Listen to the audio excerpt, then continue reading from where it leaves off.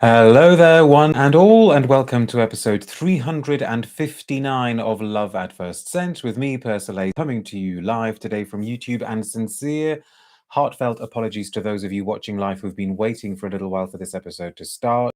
There were a few technical issues, and then rather than rushing through and trying to start as close to 4:30 as possible, I just kind of had to start everything all over again. So it's nearly 5 p.m. here in the UK. So sincere apologies, but hopefully there are enough of you still around and watching. But if you had to go away and do something else, the recording will be here for you. So anyway, sorry about that. But the first comment goes to Rich Mitch, who says hi. Christine is saying good evening from London. Gerard is saying good afternoon from GMT +1. Hello from Singapore, says Misspelt Tomato. Who else have we got here? Lots of people. Maria says hello from Warsaw. Cześć. Aileen on Beauty is saying hello from Buckinghamshire. Please keep the comments and the questions coming, regardless of whether you're watching live or you're watching the recording. What do we have in store for you today? Well, I think I'm just grateful for the fact that we have actually been able to start a broadcast. I'm hoping it's not going to be a case of it had to be on the 1st of April, didn't it? That there were problems. I'm guessing I may be. I'm very, very gullible, folks. So if you sort of leave a comment saying, I don't know, have you heard that Guerlain have been bought up by Estee Lauder or something, I'm likely to believe anything like that you put in the live chat today. Claire is saying hello as well. Natasha is saying hello from Athens. And Astro says bonjour and cześć from France. I'm wondering how many of you have made it to Milan for Accents. I think it sounds as though things have been very, very successful and very busy there. What have we got in store for you today? Well, a kind of feature-length episode. We'll probably be together for about an hour or so. Here we go. Gerard says, have you heard Chanel has sold its fragrance division? Trip T says, good afternoon, Persolaise. I was watching your top 10 Mal and making myself a grilled cheese sandwich when you came on live. A real treat. Well, I don't know what's the treat. Probably the grilled cheese sandwich. Quite a few things that I'd like to get through today, including these three that I have not unsealed, because I would like to smell them together with you, and then maybe talk about a couple of these Monclers and mention a few candles. Plenty to keep us busy. Rich, thank you very, very much indeed. What's that Diptyque candle? We will get to the Diptyque candle in due course. Beautiful flowers in the background, says Spaced Out. Yes, I really, really love these. For once, they're actually real flowers. The daffodils are looking stunning. But we need to get going because there are quite a few things that we would like to smell. And also because I would like to get as many videos as possible broadcast in the first few weeks of April, because it's not going to be very easy for me, or actually not easy, it's not going to be possible for me to broadcast videos for about 3 weeks or so, from sort of mid-April, third week of April onwards. So I think we should do as many videos as possible, and hopefully I'll be able to share lots and lots of things with you. Okay, brand new, kind of, from Escentric Molecules.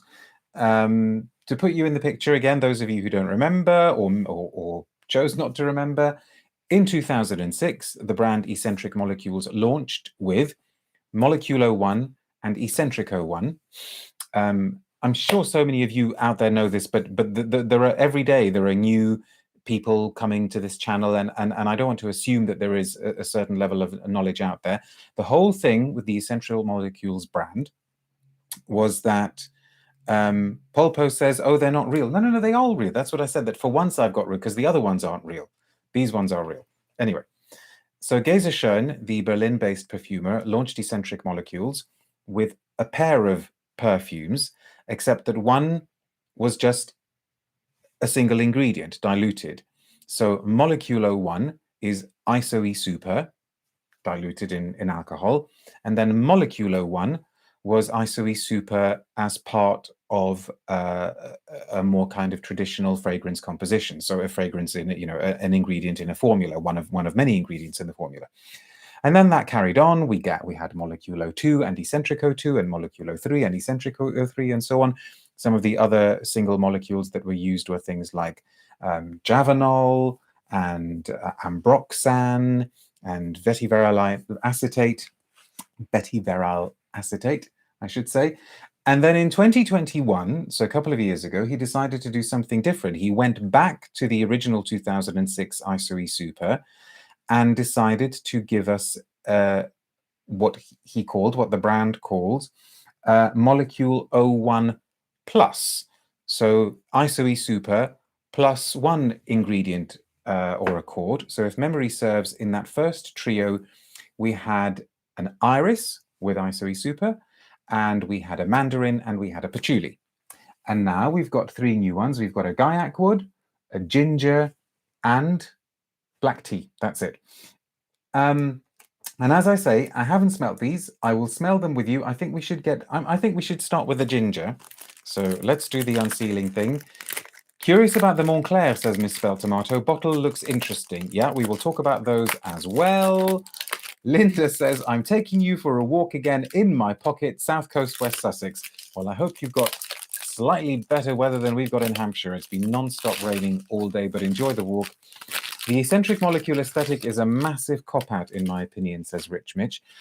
Yeah, I'd be really, really interested to learn your views on this, because Geza Schoen, the perfumer who's given up his time several times now to come on this channel and do an interview, is a really, really interesting guy. I always enjoy meeting him. I always enjoy chatting with him. But if he does ever find the time to do an interview here, you know, if he would ever be so kind as to grace us with his presence again, I'd really, really like to ask him whether he finds the creation of these scents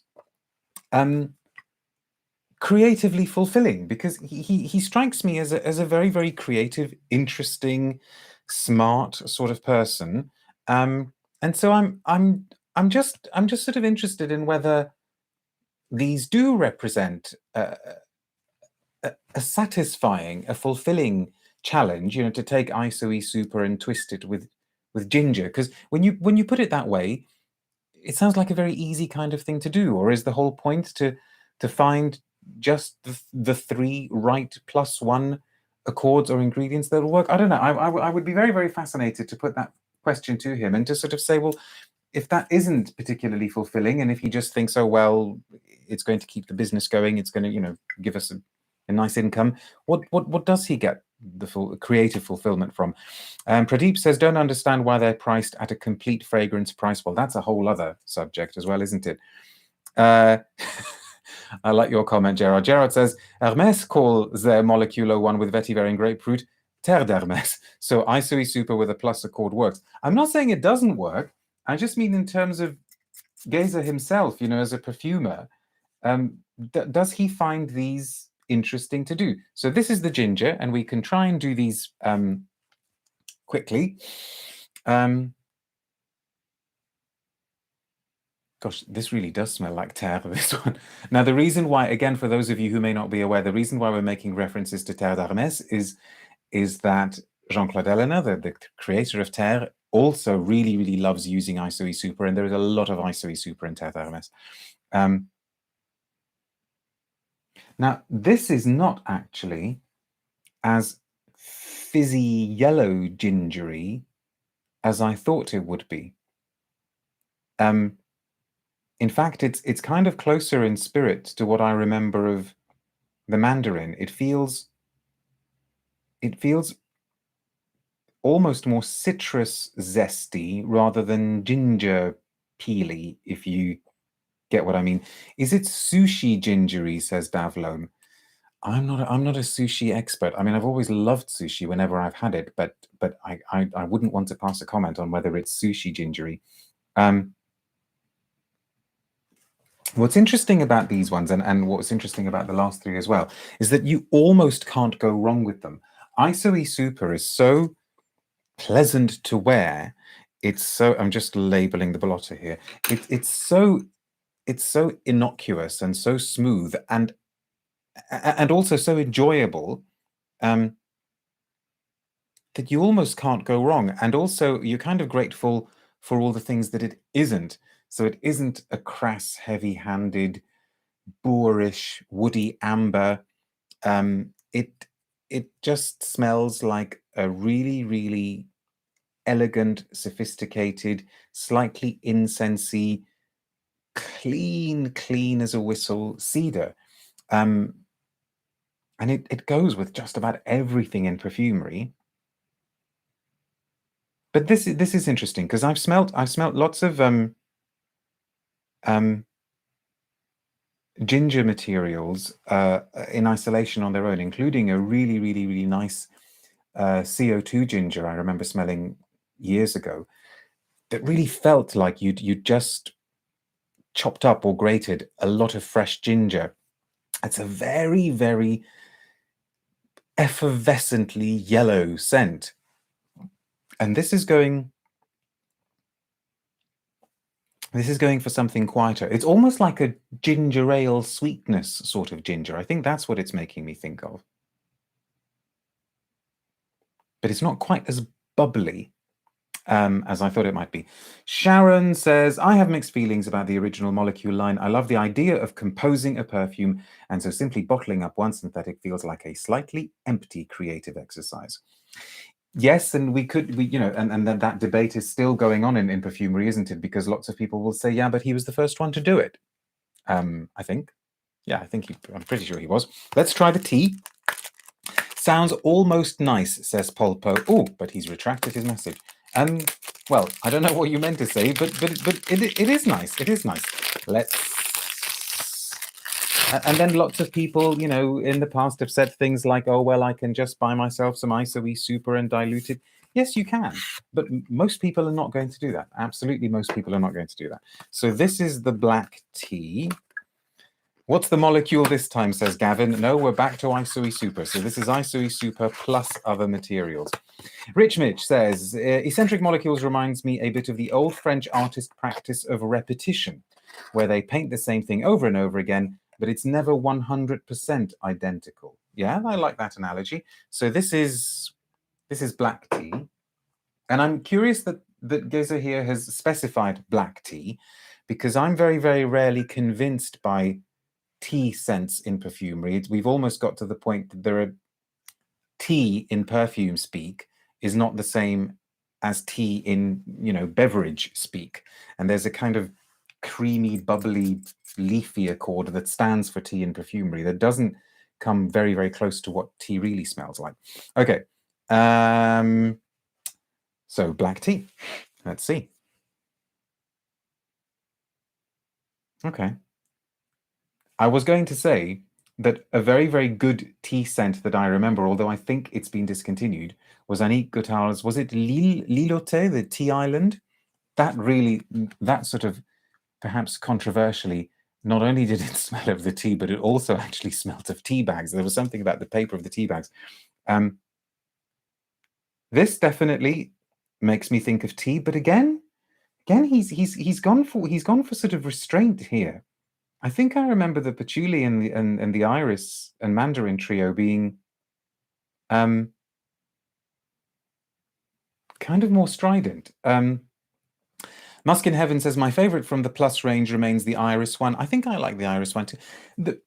There's nothing to dislike about them, and I think that's what's interesting about this collection. I would be very fascinated to know how well those first three did. I'm guessing they did well enough for us to now have another three. But what well enough means, I don't know. But would you spend your hard-earned cash on something that is pleasant? The whole Escentric range, I think, especially the first one, especially Molecule 01, has always been, I think, for people who want skin scents, want quiet scents, and maybe these are for fans of those. This has almost got a slightly kind of junipery quality to it. Maybe that's something in the woodiness. I would say it's convincingly black tea, but again in a very quiet way. So slightly smoky, slightly woody. The emphasis is still on a kind of streamlined, clean aesthetic. And as we've done the two, we may as well straight go. I've saved the Guaiac wood for the end because I'm guessing that this is going to be the strongest one, the heaviest one. Let's see. Rachel says, love your flowers today. Thank you very much. So this is Molecule 01 plus Guaiac wood. What's Gerard saying? I think Molecule 1 plus 4 plus 5 mixed one part of each is an interesting scent. Sharon, thank you so much. That's really kind. I love a Saturday live. Thank you for the great conversation. That's really, really kind. Thank you. It has to be a Saturday today because I can't do tomorrow, I'm afraid. I know Sunday seems to have become my normal sort of day. So let's check out the Guaiac wood. Let's see. Here we go. I quite like that kind of livid green color of the ginger. Let's pop that back on there. And so Molecule 01 plus Guaiac wood.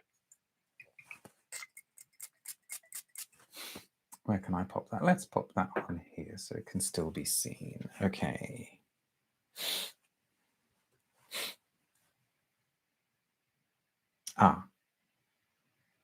Okay, now if we're talking personal tastes, this is the one that's kind of speaking my language a bit more, which maybe means that it's also going to be speaking your language a little bit more.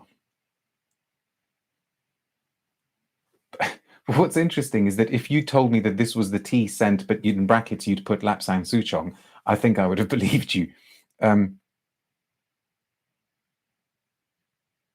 Okay, now again, this is subjective, okay, personal taste. But if I had to pick one of the three to wear myself, it would be this one. And why? Because it's got that Guaiac wood darkness. There's something quite mysterious about it. It goes really, really well with the ISOE Super. Suddenly, the ISOE Super kind of takes a little bit of a backseat, and you get that Lapsang smoky feel, something bonfirey, something slightly spicy. And yet, even though that character is coming through very, very clearly and very distinctly, it doesn't become too loud or too over the head. There's almost something animalic about it as well. That's quite nice. What are people saying here? Omar says, I love Guaiac in L'Envol de Cartier. Can we cook Aventus with all these, says Pradeep. Woozy says, my favorite Guaiac is probably Bois Noir, although I remember you didn't like it. You'll have to remind me. And my mind has gone blank about which one that is. Is that the Piguet? Do you mean the... Okay, well, I can't remember though. Misspelled Tomato says, does it have a Comme des Garçons-ish vibe? Wonderwood, Wonder Oud, Black Pepper? No, see, it doesn't, because Wonderwood, Wonder Oud are so much louder and more just more room filling. This one seems to be going, or these three seem to be going for something a bit more restrained. I do like that one. Let's label this as well. I don't really have a press release, but I do have a little bit of press material on it. So let's see what it is that I can share with you about them. That there isn't a huge amount, so please don't worry that I'm going to be reading to you for ages. So it says, introducing M+ Guaiac wood, black tea, and ginger, with a quote from Geza himself. What if I could take the molecule and add just one other beautiful ingredient and see how they danced together in the bottle? To mark the launch of the 3 new additions to our revolutionary M+ range, revolutionary is maybe a bit heavy-handed there, we are exploring movement as the hidden language of scent. If we could visualize the invisible traces fragrances leave on us, what would they look like? Textures and colors of fragrant notes dancing on the body in redolent skinscapes. Okay, I'm not really sure what that means, but let's just go on to the perfume descriptions. So Guaiac wood, the emulsified smoky note of the heady Guaiac wood melts into the ISOE Super, creating an erogenous skin scent with a creamy warmth and an aroma of a great whiskey. Actually, that's yes, there is something peaty about it. That's true. I like that. Black tea, the cedarwood tonality of ISOE Super lends a warm, velvety sensation to the subtle yet complex aroma of the dried leaves of the tea plant Camellia sinensis, resulting in an airy yet earthy and slightly bitter infusion. I like the description of airy but earthy, because Yeah, that's good. Actually, airy, earthy is good. Oh, Michael, thank you very much. I've just seen that. Thank you so much. And Liselot says, thumbs up for Dariush. Thank you very much. Gavin says, do you hear the people singing the song of love for minimalist compositions? Maybe that's where we're going. You know, we also had the Diptyque Fleur De Papier. Maybe minimalism is where things are at the moment. Escentric Molecules remains a hard buy due to its hyper-minimalism and overpriced perfumes, says Musk in Heaven. And I should just read the ginger description. The clean and effervescent extraction from the rhizome of the ginger plant intermingles with the velvety landscape of Moleculo 1, resulting in a radically fresh M+ offering. Okay, radically fresh, I think, is a little bit of an oversell. In fact, I'm not saying why there. Maybe they should have actually said suavely fresh or elegantly fresh. Because radical to me is something that would, oh, I'm going to lose my blotter, that would go with this color. And this scent, at least what I'm getting so far, doesn't quite go with the sort of neon-like vibrancy of this color. But okay, maybe Geza had a different sort of idea in mind. Laurie says, 103 people watching, 12 thumbs up, we can do better. Thank you very much. The reminder, and I didn't even do the subscription thing. Please do consider subscribing to this channel if you haven't already done so. And if you are watching and you're enjoying the video, please give it a thumbs up. And as we've done the 3 so far, I should also say that I noticed the other day, as some of you will be aware, that I've gone over 17,000 subscribers. I completely lost track of that. So thank you so much for all of you. I wonder how long it will take to get to 20,000. I reckon, what, at least another 2 years at the rate that I'm going? I can't remember when I crossed the 16,000 mark. It does seem to be a sort of, the curve seems to be getting steeper, but I reckon at least 2 years to get to 20,000. No, I don't know. Some people seem to get their subscription rates going so quickly.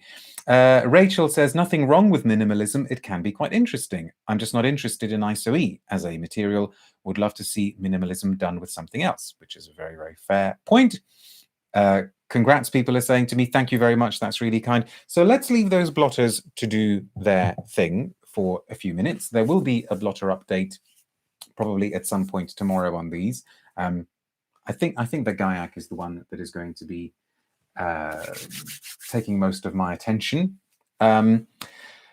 Moving on, some of you may have seen in a social media post that I did the other day, and also a post here on YouTube on the community tab, that I got a chance to try the new exclusive scents from Moncler, which they are calling les sommets Moncler, so the summits of Moncler.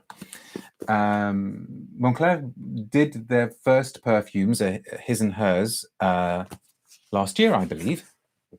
And I've yet to review them properly on this channel, but I remember when I smelt them being grateful, I think is the best word, that they didn't quite go down the obvious path, especially in the case of the men's one. It wasn't it wasn't a Bleu de Chanel, it wasn't a Dior Sauvage, and I think anything that isn't like that deserves a little bit of our gratitude. And now they have got this exclusive range or high-end range, which in the UK is available only at Harrods. There is, let me see if I can remember, there's an iris and there's a vetiver, and I've got those two here to share with you, to talk about with you. There's also patchouli amber. They have a tea as well, and there is a vanilla. I seem to remember the vanilla was composed by Antoine Maisondieu. And I think maybe if I spray one of these as I'm talking to you. So let's do the iris, which is called Le Solstice. And interestingly, there's almost like, effectively like a sort of blurb that comes on the packaging as well. It says, un souffle de santal irisé. So does that mean a kind of iridescent sandalwood or an irisy sandalwood, a breeze of irisy sandalwood? Gavin says they make anoraks, don't they? Yeah, they make very, very puffy winter clothes. I don't think I've ever set foot in a Moncler boutique. Not that I have anything against, the brand. There you go. A bottle that you may not be able to see is kind of ambery. You should be able to see the color just there.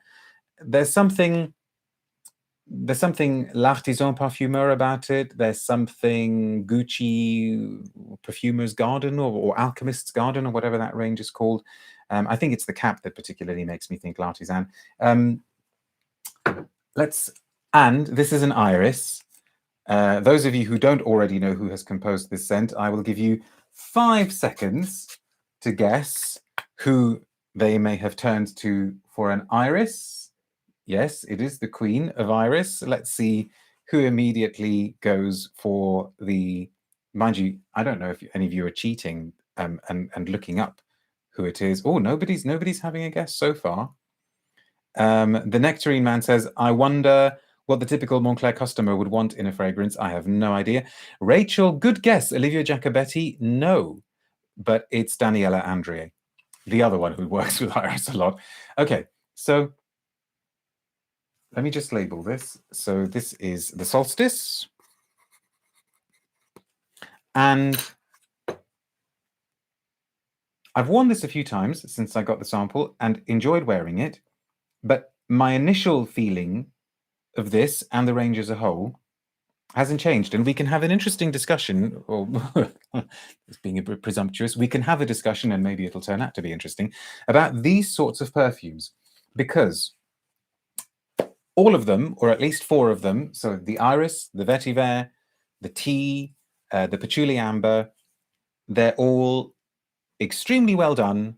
They, when I smelt them, none of them made me crinkle the forehead with derision. None of them made me think, oh my goodness, have they not spent any money on this juice at all? None of them had a horrible, fakey, unconvincing, woody, ambery base.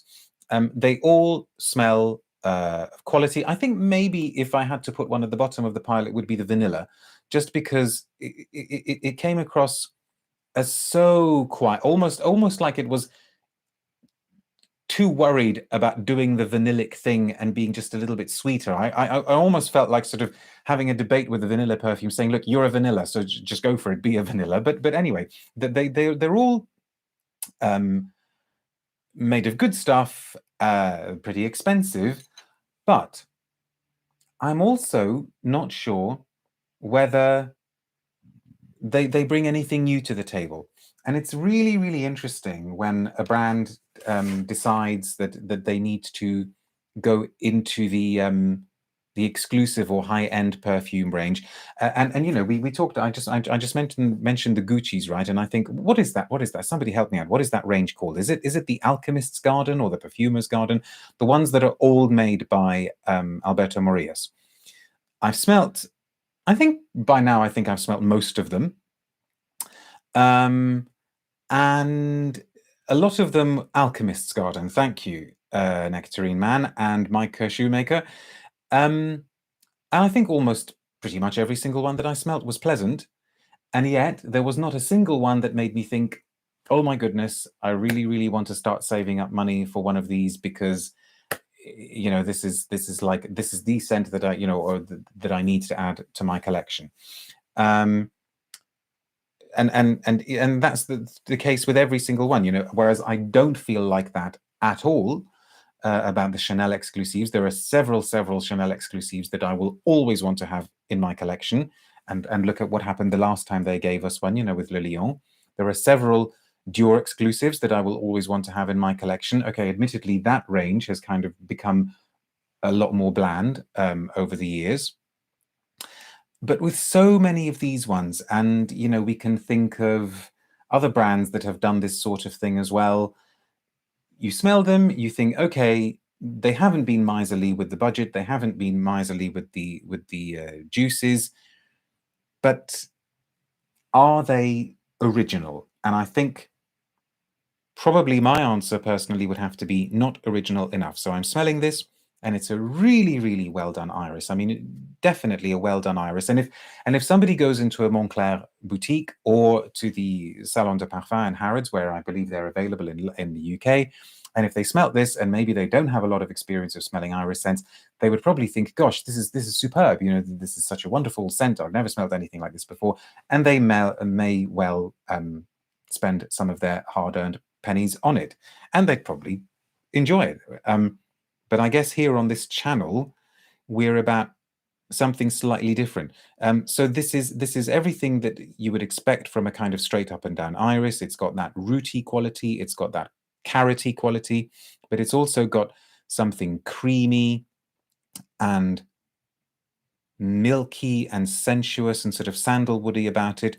What's interesting is that it's not melancholy, it's not austere, so it doesn't go into that kind of funereal whiteness of Iris Silver Mist from Serge Lutens, which will probably will forever be one of my favorite irises of all time. And what's interesting is that here Andrier has also not made it too cold.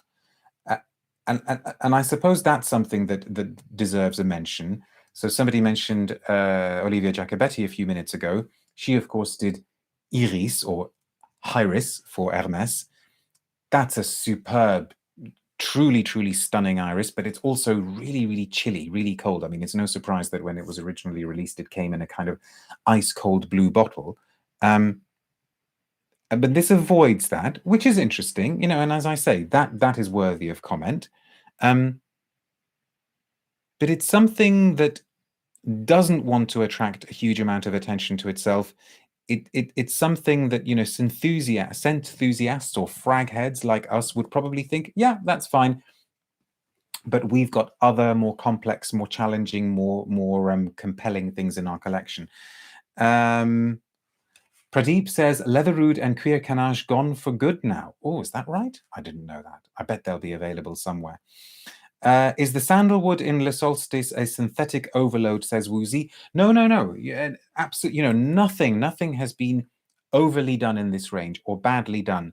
The sophistication level is just right. The quality level is just right.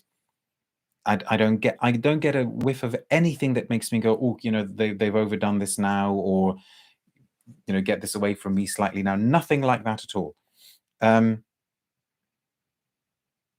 And as Nectarine Man says, it's a nice fragrance, but for unsophisticated noses buyers, possibly. But I hate to use that unsophisticated label.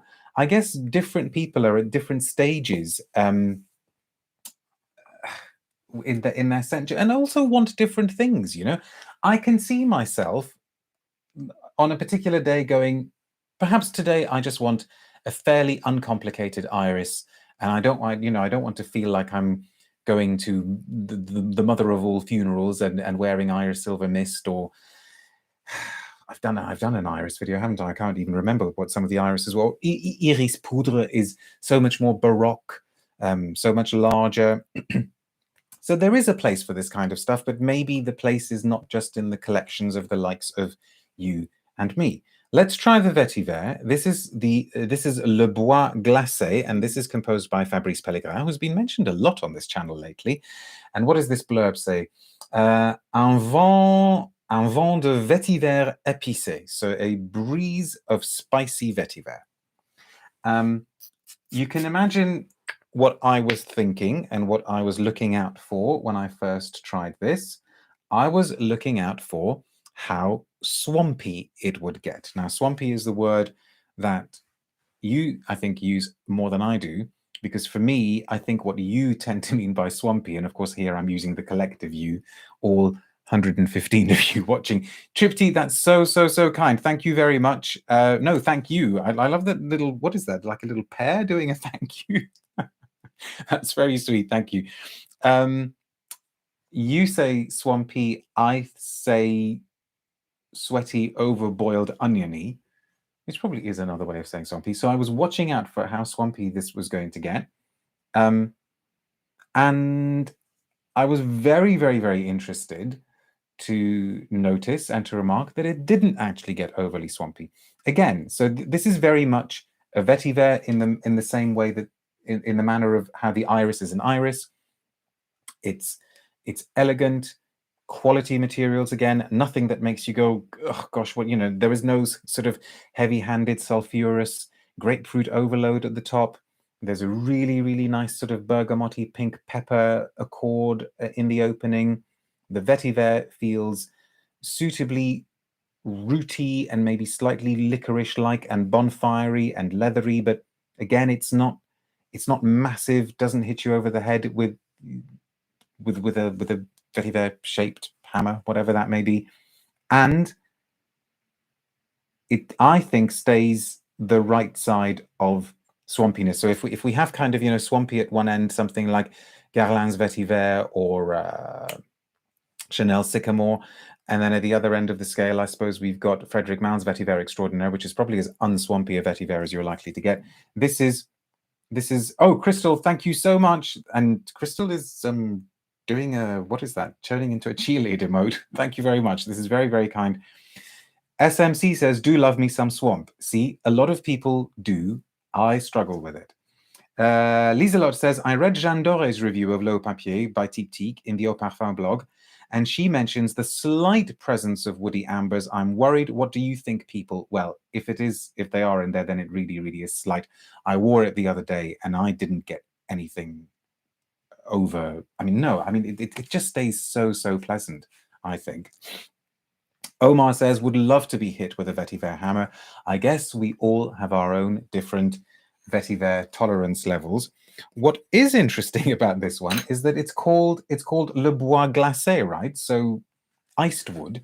I don't get anything particularly icy here. Do you remember when Guerlain did the frozen vetiver version of their vetiver? I still have a bottle of that somewhere. This isn't icy, I don't think. It's just it's spicy. The épicé, I think, is a much more accurate description than the glacé. And it's just nicely spicy. I'm sure this contains a ton of ISOE super as well, same as the 3 perfumes that we were talking about at the beginning. And this is the kind of thing, I think it was a few weeks ago that I was talking about scents that I choose to wear sometimes where I'm doing exam invigilation, where I don't want to, I want to wear something pleasant and likable, but I don't want to kind of distract all of the poor souls doing their exams with a huge diva of a scent. This is very much the kind of thing that I might go for, or Le Solstice. So by all means, if you see them somewhere, if you happen to be in Harrods or wherever else they are available around the world, by all means, they are worth a few minutes of your time. But you know what? Perversely, and this really is a little bit, typical me, there is also a home scent that they have done. And I think I'm right in saying that the perfume for that home scent was composed by Antoine Mesondier. It comes as a candle and I think a room spray. And that, I think, was my favorite of the ones. And I said to the folks representing Moncler here, I said, if this gets turned into an EDP, please may I have a sample of it.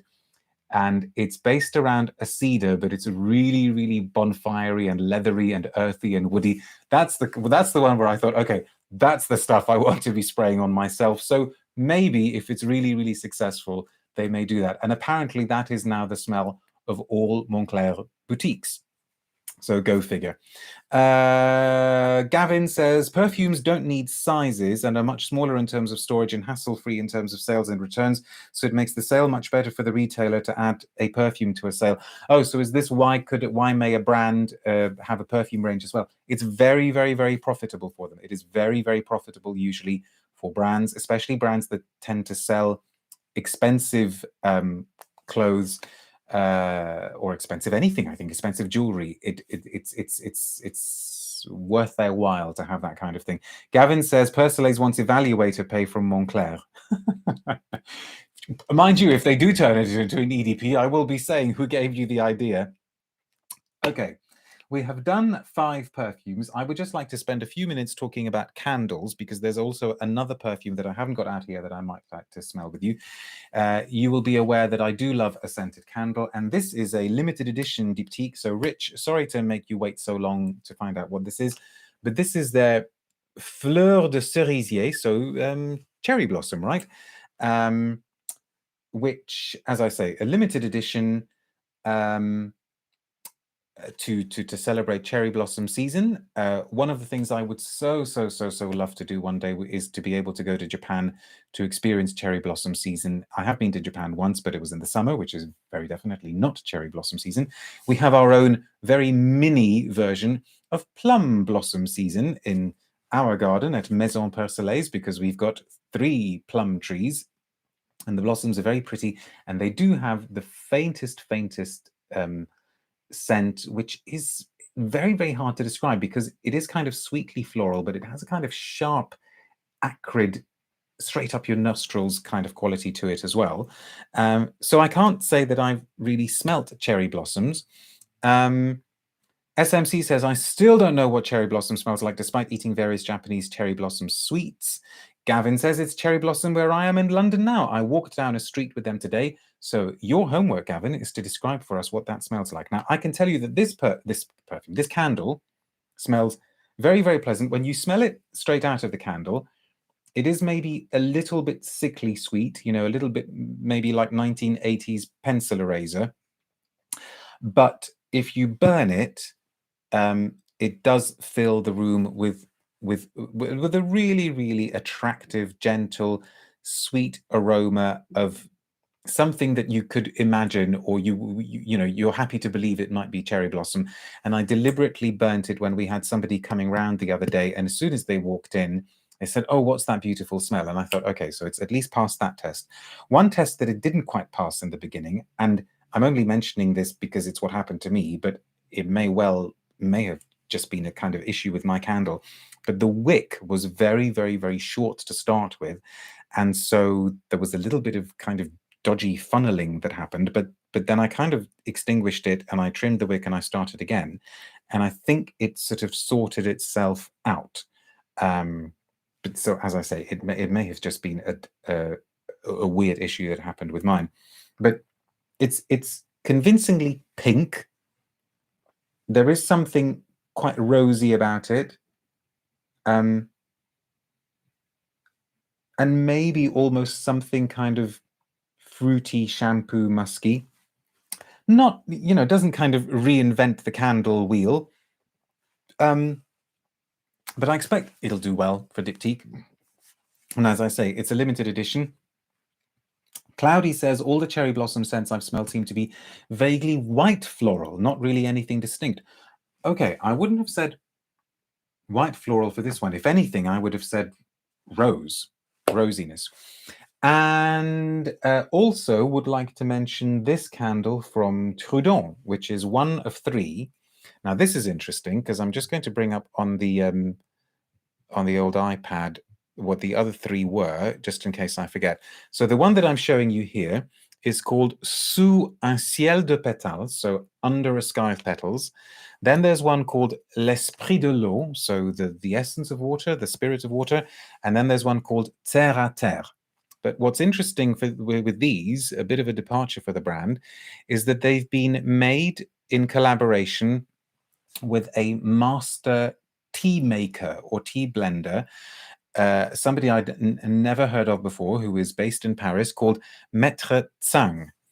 And she founded, let me tell you, it says here that Yu Huizang, from a very old Chinese family, is the descendant of the first disciple of Confucius, and she represents both tradition and modernity in tea. She spends most of her time in Asia with exceptional tea producers. More than 30 years ago, she made her first expeditions along the ancient tea routes in remote regions to reach the primary forests where the precious leaves are harvested in extreme conditions.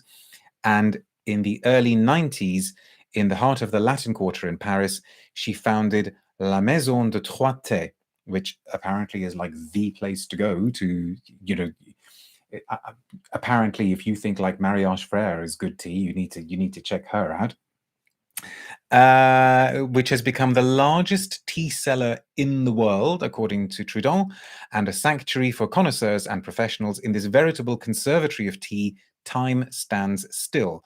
A love of tea objects, historic furniture, ancient ceramics, a line of sober tea chests reminiscent of prayer wheels, and calligraphy on the walls embody an age-old art of living where tea is king. She didn't have anything to do with the creation of the perfumes for the candles. That was a job that was commissioned out to different perfumers.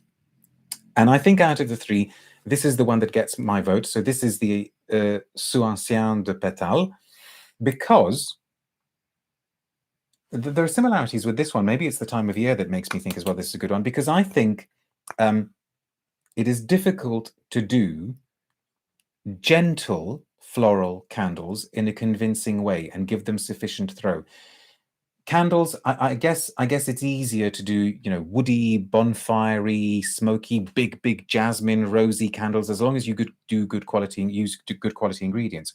But something that feels gently freesia-like, almost sweet pea-like, I think is harder to pull off.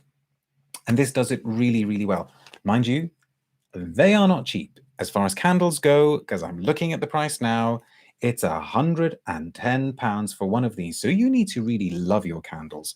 The brand's description of this one is: the founding idea behind the Maître Tsang and Trudon collection came from imagining the flow of water from the sky, enriched by elements of the earth. Combining jasmine sambac and jasmine grandiflorum, both originating from the Himalayas, and with fresh notes of bergamot, the fragrance of Ciel de Petales, created by Vincent Ricord, alludes to a floral scene. Its fragrance is supported by base notes of Guaiac wood and light touches of incense, which evoke this candle's connection to the earth. The origins of this candle's Chinese name is closely linked to the Qing dynasty poem that Master Tsang has written on the front of Maison de Trois Thés in calligraphy. And Joe says, I genuinely don't understand why candles are so ridiculously expensive. I would imagine that a lot is to do with this really, really very serious container.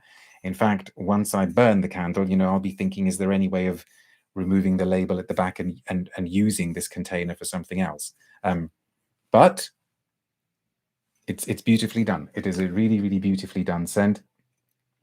And the other reason why I wanted to share the Trudon candle with you is to jog my memory and get out my sample of... no, actually, let me tell the story correctly. When this was launched, I was at the launch event, and I discovered that there is a second Antoine Lee Trudon scent that I hadn't tried.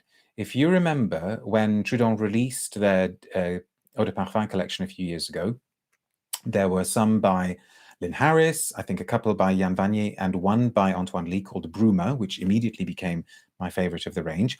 But apparently there is a second one by Antoine Lee called Aphelie, and I have a little vial here, and I thought, well, perfect occasion to smell it for the first time with you. So I genuinely haven't sprayed this. So this is another, let's end on a, is this going to be love or not? Because I do tend to like what Antoine Lee does, and I especially like what he's doing at the moment for Les Indemodables.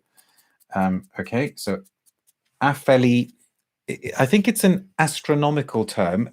Is it the aphelion, which is the point at which a heavenly body is furthest from the sun, or is it any heavenly body, or is it just a comet? I don't know. Somebody will tell me.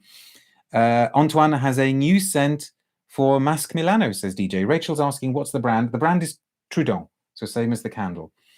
Okay. Ooh.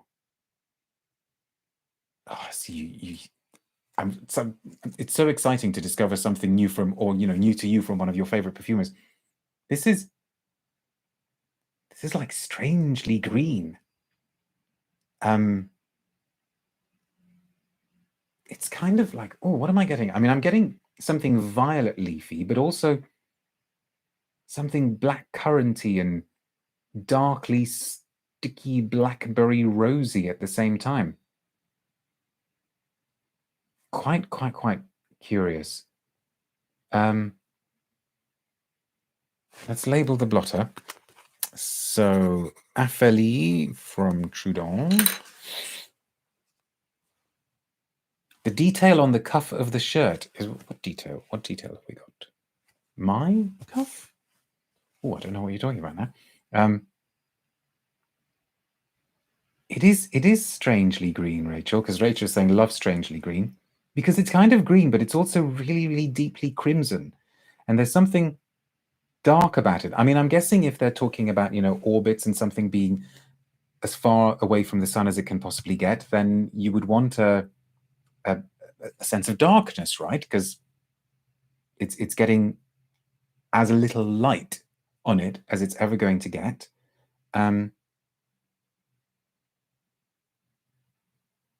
but there's also something very, very tender about it. Very, very gentle and heartfelt. Let's do a tiny little bit of reading. Let's see what we can find out. Again, I don't have tons of information.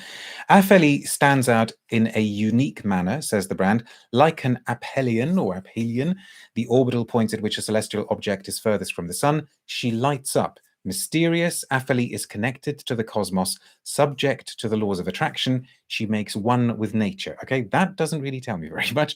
Let's find out a bit more. Okay, I've just got some notes. Rose essence, green ivy, blackcurrant bud, mosses, sandalwood, and tonka bean. Okay, so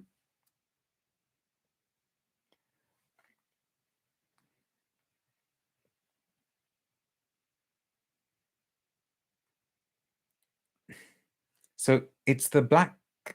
Did it say black currant? Because I kind of was thinking blackberry. There's something.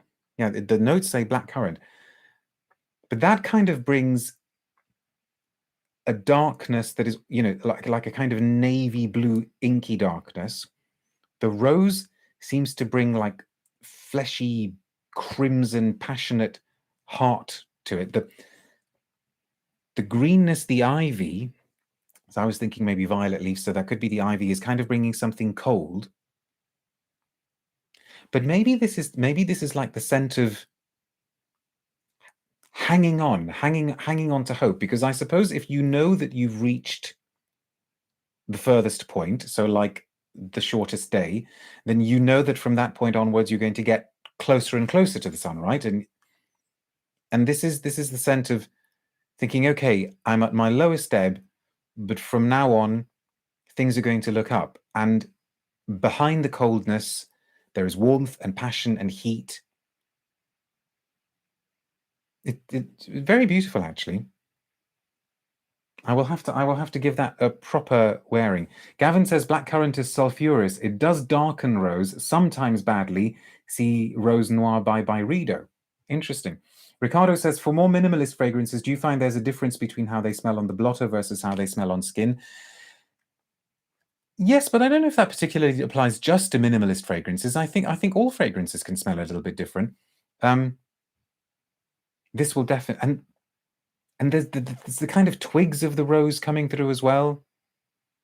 What's interesting comparing this with Antoine Lee's work for Les Indémodables and also maybe for Les Abstraits is that it doesn't have that kind of larger than life quality that I think is his more natural inclination. I always think of him as the guy who made Rien for Étalé d'Orange, okay? And this isn't, this could be made by a completely different perfumer. This is somebody who's thinking, okay, let me go for a very, very streamlined idea, and I can't pull my nose away from this. It's really very, very Moorish. Let me go for a streamlined idea and express it in a very, very clear way.